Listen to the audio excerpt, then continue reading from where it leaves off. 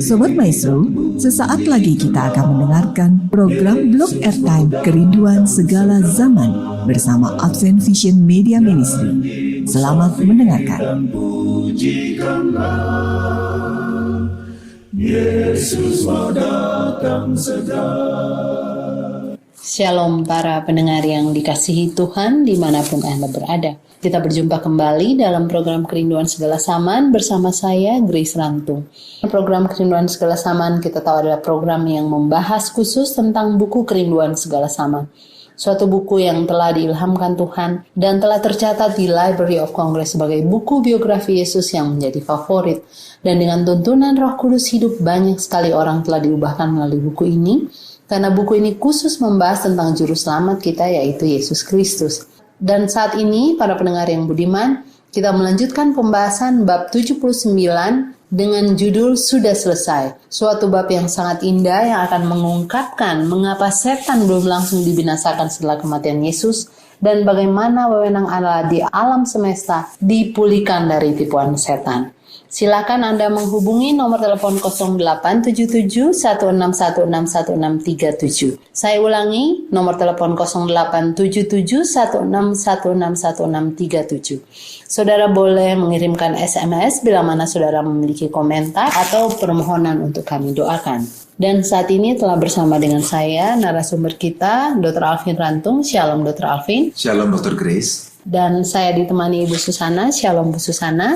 Shalom Dr. Grace. Baiklah para pendengar yang dikasihi Tuhan, mari siapkan hati kita untuk mendengarkan ringkasan bab 79.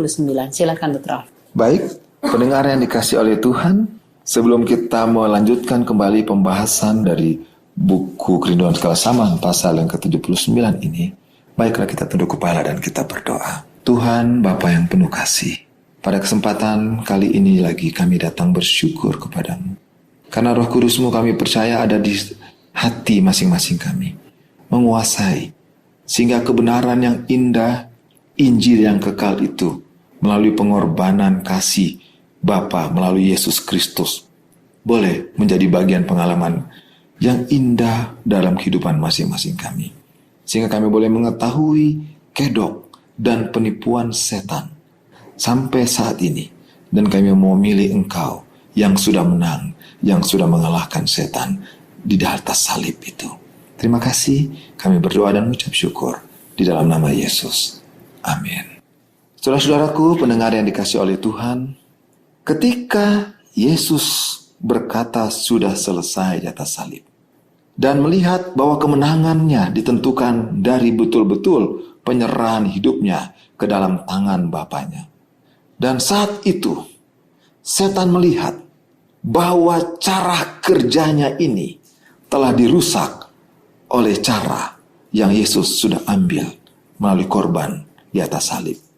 Cara kerja setan telah dipaparkan di hadapan para malaikat-malaikat suci yang tidak jatuh dan di hadapan segenap semesta alam. Betapa jahatnya setan itu. Dia yang mengaku memiliki metode yang paling baik dalam pemerintahan jagat raya dibandingkan Allah. Dia telah menyatakan dirinya sebagai seorang yang sangat kejam, sebagai pembunuh oleh menumpahkan darah anak Allah.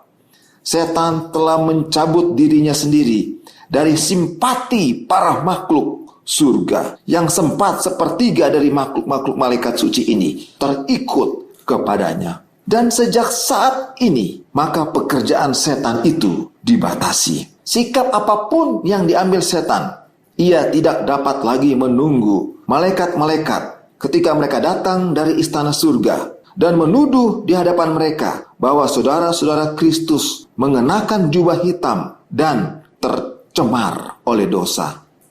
Hubungan simpati yang terakhir antara setan dan dunia-dunia lain ini telah diputuskan. Saudara-saudaraku, meskipun demikian, setan tidak dibinasakan pada waktu itu. Walaupun setan sudah dikalahkan oleh Yesus melalui pengorbanannya di atas kayu salib. Malaikat-malaikat tidak mengerti pada saat itu segala perkara termasuk dalam pertentangan besar ini. Dan prinsip-prinsip ini harus dipertaruhkan dan dinyatakan dengan lebih sempurna. Dan untuk kepentingan manusia adanya, maka setan harus membuktikan tabiatnya ini kepada manusia. Penipuannya kepada manusia, kekejamannya kepada manusia harus terlihat bagi saudara dan saya. Baik manusia maupun para malaikat harus melihat ada perbedaan yang sangat mencolok antara Yesus putra terang itu dan setan putra kegelapan. Kepada siapa kita harus memilih? Kepada Yesus yang sudah menang atau kepada setan, bapa pembohong itu? Para pendengar yang dicintai, dalam pembukaan pertentangan besar ini, setan telah menyatakan bahwa hukum Allah tidak dapat dituruti, bahwa keadilan Allah ini tidak sesuai dengan kemurahannya, dan bahwa tidak mungkin bagi orang berdosa diampuni sekiranya ia melanggar hukum Allah tersebut. Setiap dosa harus mendapat hukumannya, kata setan. Dan jika Allah mengurangi hukuman manusia karena mereka orang berdosa, maka ia tidak akan menjadi Allah kebenaran dan Allah keadilan. Bila manusia melanggar hukum Allah dan menentang kehendaknya, maka setan bersorak-sorai. Ia menggoda saudara dan saya untuk jatuh di dalam dosa, yaitu melanggar akan hukum-hukum Allah. Melanggar akan 10 perintah Allah itu yang berkata, jangan ada padamu ilah lain. Jangan membuat patung ukiran dan menyembah serta beribadah kepadanya. Jangan menyebut nama Tuhan Allahmu dengan sembarangan. Ingatlah dan kuduskanlah hari Sabat, sebab 6 hari lamanya Allah pencipta langit dan bumi itu telah menjadikan dunia ini. Dan pada hari yang ke-7 ia berhenti, dan ia mau kita semua juga berhenti di dalamnya. Hormati akan ibu bapamu. Jangan membunuh, jangan berzina, jangan mencuri, jangan bersaksi dusta, dan jangan ingin akan segala sesuatu yang bukan kita punya. Inilah yang dipaparkan secara garis besar di dalam 10 perintah Allah ini. Tapi setan berusaha menghancurkan kita melalui pelanggaran kita kepada hukum itu. Tetapi saudara-saudaraku, di atas salib ini, Yesus memberikan kepada kita kekuatan. Yesus yang sudah menyatakan kepada dunia bahwa dia datang sebagai manusia. Tidak satu pun dia melanggar dari 10 perintah ini. Tidak satu detik pun dia melanggar akan 10 perintah Tuhan ini. Oleh karena itu dia dinyatakan benar di hadapan Allah. Tapi walaupun dia benar, dia mati oleh karena ditanggungkan dosa kita semua kepadanya. Oleh karena itu ketika kita berdosa, ketika setan sedang menuduh kita untuk berdosa dan karena pelanggaran kita harus mati, maka kita hanya bisa melihat punya kesempatan. Hanya bisa bergantung dan melihat kepada Yesus yang sudah mati bagi saudara dan saya, bagi kita manusia. Sehingga ketika kita dituduh oleh setan di hadapan hukum, kita berdosa dan harus mati. Dan ketika kita melihat kepada Yesus yang sudah mati bagi kita, maka Yesus ketika melihat pandangan kita, dia akan berkata kepada setan, aku akan menjadi pembelanya. Aku yang sudah mati baginya. Darahku sudah tercurah menggantikan darahnya. Sekarang kita yang sudah memandang Yesus, kita akan melihat dia. Kita tidak akan punya ilah lain, karena kita akan melihat dia sebagai ilah kita. Kita akan memandang Yesus sebagai Allah yang hidup, bukan Allah yang mati, patung yang mati yang kita sembah. Kita akan beribadah dan menyembah kepadanya. Kita akan memandang Yesus dan kita tidak akan menyebut namanya dengan sembarangan. Sebab seringkali ketika kita menyebutkan nama Tuhan Allah sembarangan melalui doa contohnya. Ketika kita diajarkan mengenai doa Bapa kami yang di surga, salah satu contoh saudara-saudaraku, ketika kita berkata Bapa kami yang di surga, di dalam doa Bapa kami ada bicara mengenai makanan. Berikan makanan kami yang secukupnya. Tetapi ketika kita habis berdoa, kita makan sembarangan, kita gelojo, kita makan semua ini yang membuat kita sakit, kolesterol tinggi, daging, makan terlalu kenyang dan lain sebagainya. Sehingga kita susah tidur, kita jatuh sakit. Kita berdosa karena kita telah mempermainkan nama Tuhan. Ketika kita berdoa misalnya kita bepergian untuk berjalan, Tuhan lindungi kami dalam perjalanan ini. Tapi dalam perjalanan itu ketika ada satu mobil atau motor yang menyalip kendaraan kita, kita jadi marah-marah. Kita kejar motor itu, mobil itu, dan kita menghantam orang yang sedang menyalip itu. Kita sedang menyebut nama Tuhan Allah sembarangan. Ketika kita melanggar hari Sabat kekudusan Tuhan, melanggar melawan orang tua, kita membunuh dengan merusak karakter orang lain, kita berzina dengan dalam pikiran sekalipun, kita bersaksi dusta, kita mencuri, kita sedang dituduh untuk kita mati. Tapi saudaraku, ketika kita memandang Yesus, Yesus akan jadi pembela kita. Tapi dusta setan bagi saudara dan saya tidak bisa ditutupi. Ketika setan melihat bahwa hal ini tidak bisa digoyang, ketika setan berkata bahwa 10 hukum itu sudah dipalangkan ketika Yesus disalibkan, setan tetap gagal.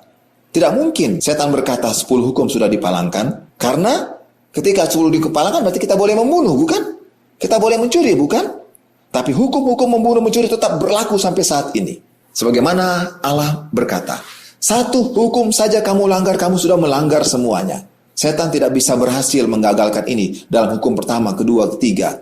Hukum yang kelima, 6, 7, 8, 9, 10. Tapi ketika dia melihat hukum yang keempat, ketika di sana Allah dinyatakan sebagai pencipta, dia berikan waktu penyembahan untuk hanya pada hari yang ketujuh, hari Sabat. Setan berusaha menipu manusia. Dia menggantikan hukum penyembahan hari Sabat kepada hari yang lain. Dan ketika kita menyembah pada hari yang lain, walaupun kita menyembah sepertinya menyembah kepada Tuhan, setan sedang berkata, sebenarnya kamu sedang menyembah kepadaku. Saudara-saudaraku, inilah penipuan setan yang harus menjadi jelas di hadapan seluruh alam semesta. Allah yang benar, pencipta itu, yang hanya kita datang kepada penyembahannya kepadanya pada hari Sabat, hari yang ketujuh, sebagaimana hukum yang keempat. Ketika setan berubah menjadi hari yang lain, maka kita sedang menyembah setan bila mana kita beribadah bukan pada hari Sabat, hari yang ketujuh. Saudara-saudaraku, salib yang ditinggikan itu akan menuntun kita kepada pengalaman yang indah. Dan ketika kedok setan ini terbuka nantinya, dia akan membunuh orang-orang kudus yang sedang menyembah Tuhan pada hari Sabat, hari yang ketujuh. Kita akan melihat betapa jahatnya setan itu. Dan kita akan memilih untuk tidak ada pada pihak setan.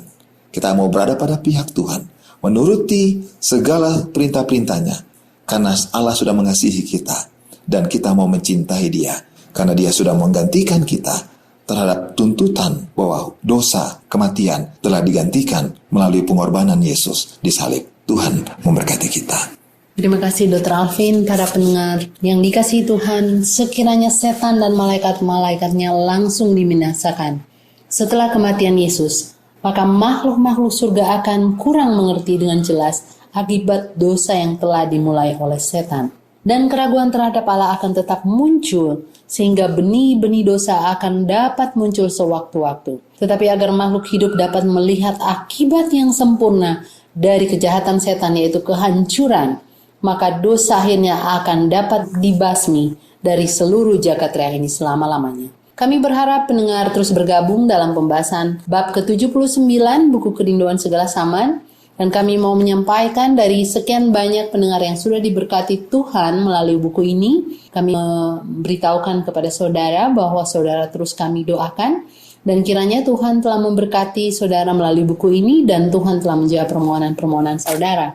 Dan bila mana ada komentar, pertanyaan, bahkan permohonan untuk kami doakan, boleh SMS ke nomor 0877 16161637. Baiklah Dr. Alvin, Ibu Susana, saya ingin memberikan komentar tentang bab ini.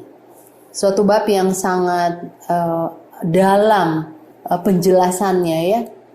Kita dapat melihat dan mengerti kenapa setan belum langsung dibinasakan setelah Yesus mati. Bagaimana kematian Yesus bisa membuktikan Allah itu adil, memberikan hukum yang dapat diturut, dan upah dosa maut juga Allah tidak main-main. Jadi dalam penurut, karena hukum Allah itu adalah suci, kudus, dan adil seperti halnya tabiat Tuhan, dan Allah melalui Yesus dia menggenapkan hukum itu, bahwa upah dosa ialah maut, dosa ialah pelanggaran terhadap hukum. Jadi semua yang melanggar hukum Tuhan akan mendapatkan maut. Dan Tuhan tidak main-main dengan ini. Untuk membuktikan tuduhan setan bahwa Allah itu kejam, memberikan hukum yang gak bisa diturut, dia memberikan Yesus. Dan Yesus meskipun dipersulit oleh setan mulai dari kelahiran sampai kematiannya yang sangat hina dan menyiksa, Yesus tidak pernah gagal. Sehingga seruan kata pada bab ini sudah selesai, membuktikan bahwa apa yang Allah ucapkan, Allah itu tetap sama kemarin, hari ini, sampai besok, selama-lamanya. Kita memuji Tuhan karena kita percaya kepada Allah yang tidak pernah berubah. Yang sering kali berubah itu adalah kita. Kita bersyukur dalam kemanusiaan kita, kita tetap diberikan kuasa untuk diubahkan dari hari ke hari. Itu yang saya dapatkan dari bab ini. Mungkin Ibu Susana mau menyampaikan apa yang Ibu Susana boleh temukan. Terima kasih. Dr. Alvin, Dr. Grace, dalam hidup ini berarti ada pilihan. Kalau kita memilih percaya kepada Yesus, kepada Allah yang benar, kita selamat. Kalau kita milih setan, maka hidup kita akan kacau dan bahkan akan terus melawan Allah. Terus hidup yang memilih setan akan mengalami maut. Jadi menurut saya jelas mantap bahwa saya akan mengikut Tuhan Yesus. Karena di dalam Tuhan ada kemenangan dan Tuhan memampukan kita untuk menang bersama dengan Roh Kudus yang menolong kita. Terima kasih banyak. Silakan Dr. Alvin mau menambahkan. Iya, sebagai manusia, sebagaimana pengalaman Yesus sebelum tiba di Golgota ini, dia bergumul di Getsemani. Ketika dia minta manusia untuk berjaga-jaga bersama Yesus, manusia malah tertidur. Kita ingat bagaimana Petrus, Yakobus, Yohanes diminta untuk berjaga-jaga bukan 24 jam. Yesus bilang cuma 1 jam saja, karena itulah awal pergumulan untuk tiba di kata selesai ini. Dan manusia ini kecenderungan, kita semua, saudaraku juga, kita cenderung dengan keinginan-keinginan diri kita. Ya kan, kita sudah dilahirkan dengan kecenderungan berdosa. Inilah perbedaan antara setan dan manusia. Ketika setan berdosa, setan itu berdosa di dalam dia memilih berdosa dalam lingkungan yang dia sudah mengetahui segala sesuatu tentang kemurahan Allah. Dia bayangkan dia merupakan kerubium yang menaungi, dia berdiri di samping takhta Allah, dia mengenal betul bagaimana kebaikan dan kasih Allah yang begitu luar biasa. Dia tahu dan dia pernah alami dan dia rasakan, dia lihat, dia komunikasikan. Tapi manusia, kita jatuh dalam dosa, kita tergoda. Kita tidak tahu apa-apa tentang kemuliaan Tuhan yang kita bisa rasakan, betapa nikmat dan indahnya kemuliaan itu. Kita tidak tahu. Saya sudah lahir di dalam kecenderungan berdosa. Sehingga ketika setan diberikan kesempatan begitu banyak, dia tidak mau bertobat, betul-betul dia harus dibuang dari surga. Dan ketika diberikan kesempatan lagi, sampai dia dibuktikan betapa kejamnya dia membunuh Allah yang penuh kasih. Dan ini harus jelas dia punya sifat di depan manusia. Tapi keinginan daging kita itu keinginan berdosa, bukan? Tapi kita ingat waktu di Getsemani, Yesus berkata, roh itu kuat, roh memang penurut, tapi daging itu lemah. Kita nggak bisa menurut hukum karena betapa daging kita lemah. Baru hukum pertama aja kita gagal. Ilah kita adalah ilah diri kita. Tapi seperti Ibu Susana bilang, Allah memberikan Roh Kudus. Permintaan doa kita yang kita perlu layangkan berkali-kali adalah kita minta kuasa Roh Kudus agar menolong kita. Kita insaf terhadap dosa kita ketika melihat hukum.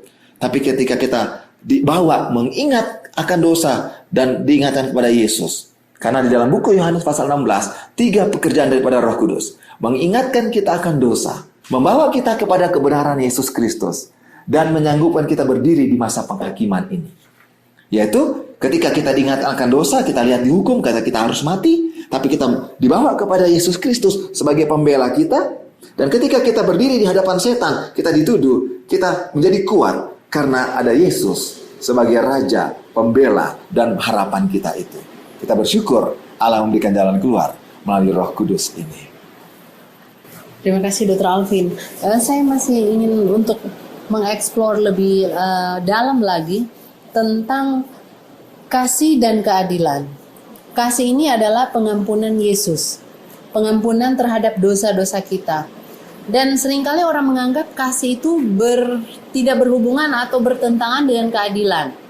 Keadilan, kalau kita salah kita patut dihukum. Nah, karena Yesus mati yang ada kasih. Karena kita sudah salah, kita nggak perlu dihukum. Sehingga nampaknya tadi tentang hukum. Kasih meniadakan hukum itu. Nah, saya ingin membacakan sebagian dari paragraf di dalam bab ini. Bahwa hukum menyatakan dengan perantaran Yesus kemurahan Allah ditunjukkan kepada manusia, tetapi kemurahan itu tidak mengesampingkan keadilan. Hukum menyatakan sifat tabiat Allah dan satu noktah pun daripadanya tidak dapat diubahkan untuk manusia dalam keadaan yang sudah jatuh. Dan Allah tidak mengubah hukumnya, tetapi ia mengorbankan dirinya sendiri dalam Kristus untuk menebus manusia. 2 Korintus 5 ayat 19, sebab Allah mendamaikan dunia dengan dirinya. Kemudian, oleh hidup dan kematian Yesus, ia membuktikan bahwa keadilan Allah tidak merusakkan kemurahannya, tetapi dosa dapat diampuni dan hukum Allah itu benar, adil, dan dapat diturut dengan sempurna. Karena Yesus membuktikan sebagai manusia, dia dapat menurut dengan sempurna. Sehingga tuduhan setan bahwa Allah itu kejam dan memberikan hukum yang gak bisa kita turut itu menjadi batal atau dipatahkan. Masalahnya sekarang katanya ada penipuan yang seperti saya sebutkan tadi. Oh, kalau kasih sudah ada, kita gak perlu menurut. Tetapi sekiranya hukum dapat diubahkan atau dihapuskan, maka Kristus tidak mati. Karena hukum tidak dapat diubah, maka Yesus harus ditinggikan di kayu salib. Ini tuh hal yang tadi sudah Dr. Alvin jelaskan, dan yang paling ajaib yang saya dapatkan daripada bab ini adalah selain pengampunan dosa, Yesus memberikan tabiatnya menjadi tabiat kita. Yohanes 1 ayat 12, dia memberikan kita kuasa untuk menjadi anak-anak Allah. Kita tidak dapat melakukannya seperti yang tadi Dr. Alvin sebutkan. Akan tetapi dia berikan kita kuasa agar kita bisa menurut seperti dia menurut. Sehingga nggak ada alasan orang, saya nggak bisa, manusia saya membuat saya nggak bisa menurut. Itu bukanlah suatu alasan. Baiklah para pendengar sekalian, sayang sekali waktu kita sudah berakhir. Oleh memandang kita berubah. Siapakah yang setiap hari kita lihat, yang kita pandang? Siapakah yang ada di dalam pikiran kita setiap hari? Apakah Yesus? Ataukah kita punya idola yang lain? Mungkin bintang film Korea, bintang film sinetron ini. Nah, siapa yang kita pandang setiap hari? Kita akan menjadi seperti dia. Apakah kita akan membuat pilihan yang keliru, seperti setan yang telah memilih untuk memberontak, ataukah kita akan menyerahkan hati kita kepada Yesus? Mari, para pendengar yang dikasihi Tuhan, kita miliki kuasa Yesus yang akan mengubah karakter kita yang jahat dan menjadi seperti Yesus. Kami berharap pendengar sedang mendapatkan berkat melalui pembahasan kali ini, dan teruslah bergabung bersama kami.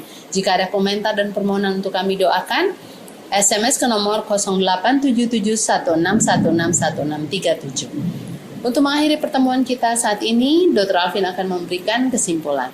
Baik pendengar yang dikasihi oleh Tuhan, ketika kita berdosa, kita memandang kepada Yesus. Di sanalah sumber keselamatan kita berasal. Dan kita berterima kasih kepada Allah Bapa yang kasih-Nya begitu besar bagi kita semua melalui Yesus. Dan berterima kasih karena kuasa diberikan bagi kita melalui Roh Kudus, bagaimana kita bisa menjalani perjalanan kehidupan dan tabiat Yesus di atas dunia ini, untuk membuktikan bagaimana setan itu begitu kejam dan begitu jahat bagi kita semuanya. Mari kita tunduk kepala dan kita berdoa. Bapa di surga, terima kasih betapa indahnya firman-Mu pada saat ini.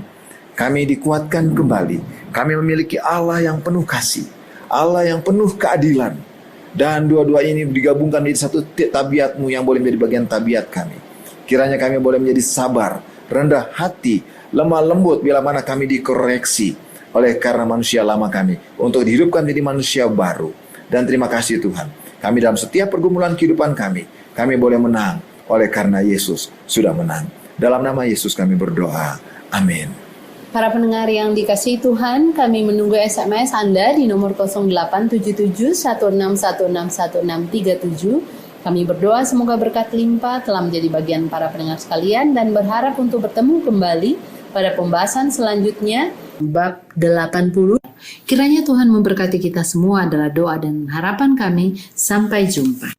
Angkat nafiri dan bunyikan Sobat Maestro, Anda telah mendengarkan program Blog Airtime Kerinduan Segala Zaman dari Advent Vision Media Ministry. Terima kasih atas kebersamaan Anda. Tuhan memberkati. Yesus mau datang segera.